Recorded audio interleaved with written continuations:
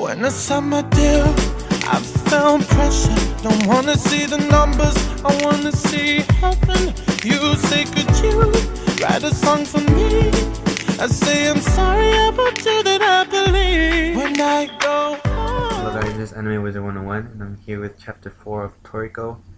Last time we left off with Johan's requesting Toriko to capture or retrieve actually the rainbow fruit from the garden, and we also were able to know that at the end of the chapter that the rainbow fruit tree was actually being guarded by a nest of trollkongs.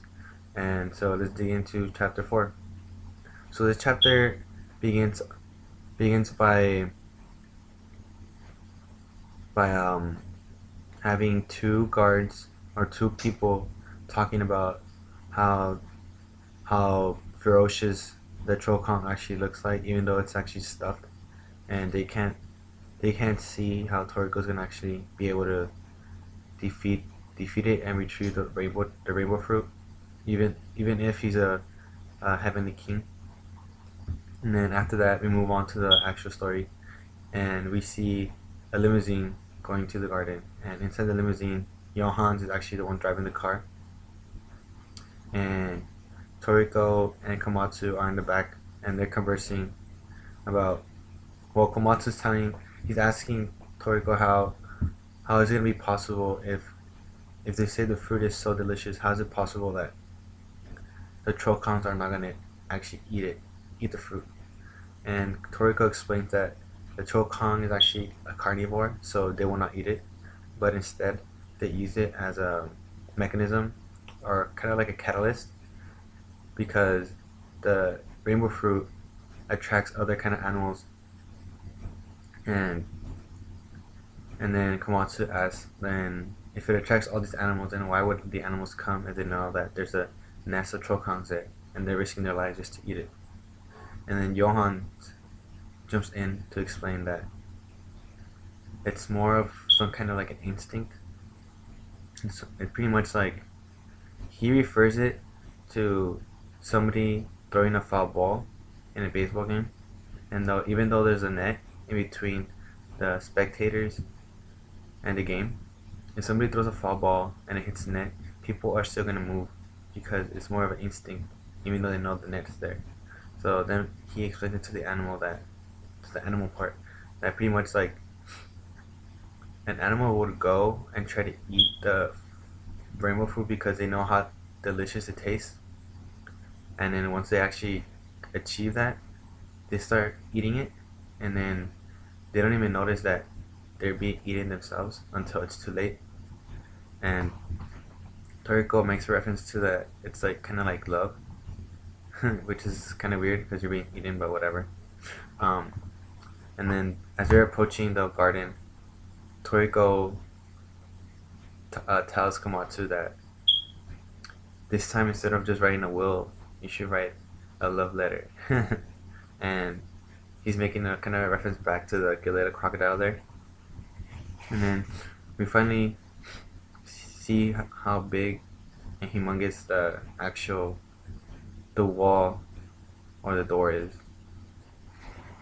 It's at least, I don't know how many times bigger than the actual limousine, but I want to say it's at least 100 times bigger, at least.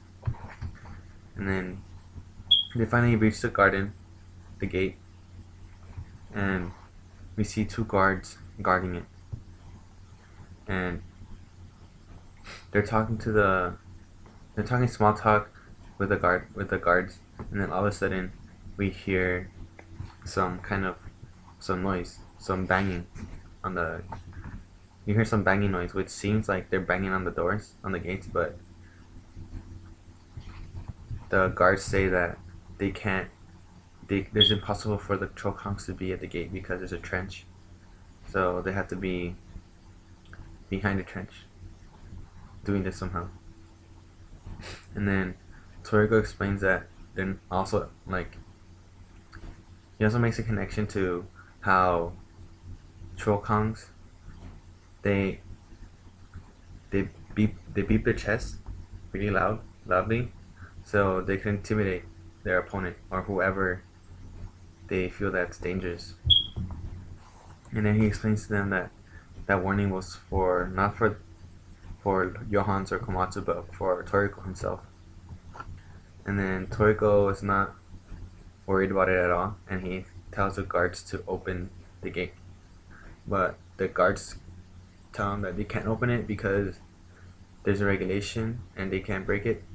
And they explain that in order for them to open the gate, there can be an animal with capture level 5 or higher within a 5-kilometer radius. So since they just heard the banging, they can't open it.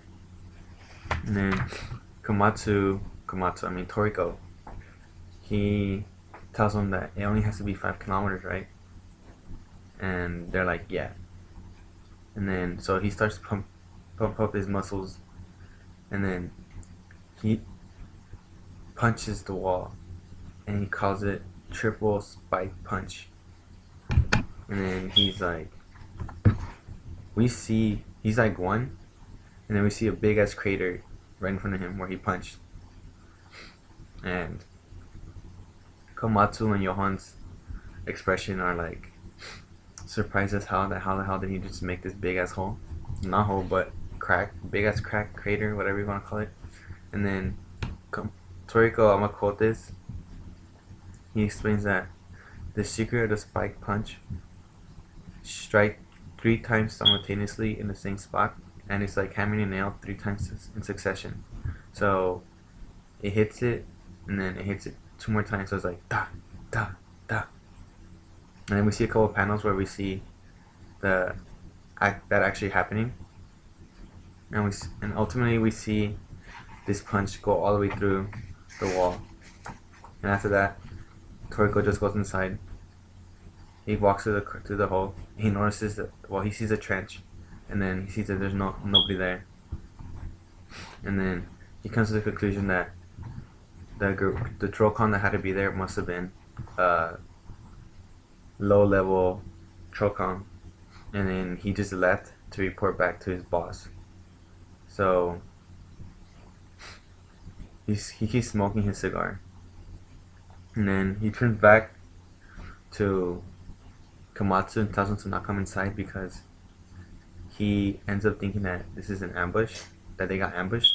And then we see at the end of the chapter, we see that there's these bunch of snakes, and they just come up and they start biting Toriko. And then that's how the chapter ends. So my question of the chapter would have to be, how exactly did these snakes get there? If you like this video, give me a thumbs up, comment down below, and subscribe.